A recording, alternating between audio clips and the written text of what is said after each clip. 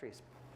So what is the solution to effective global recruiting? And then I'm going to take a little bit of a tour around the world and talk to you about some of these unique idiosyncrasies for you. First of all recruiting is about relationships and nothing more. See, the doors are closed here. Nobody needs to know this outside of this room.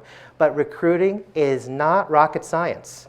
It's not. It's really about building and managing really good relationships.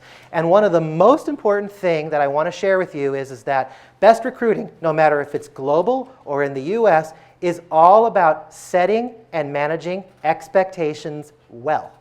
Period. End of story. That's the whole world of recruiting.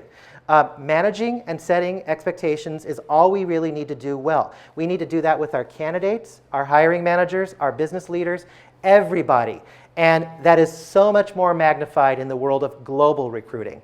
The other thing is, remember, North America rules is out of our lingo. We have to now operate more as a citizen of the world. And remember that we are not the emperor almighty of recruiting. Even though we might sit in the corporate office, we have to learn what works well on the ground. And just because we have our business practices and things like that we want to try to maintain, it will not always be possible. And I always hear from a lot of recruiting leaders and people in the US that say, well, you know what, we have to have one recruiting culture. We only have one employer brand for our company. But you and I both know that that is just not true, because one office is going to be a little bit different than the other office, and we need to respect that while continuing to respect our overall mission, vision, and values in our company.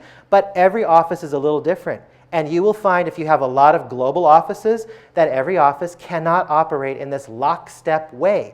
And if you try to force that, it will be a big failure. So we have to remember that the North America rules doesn't work.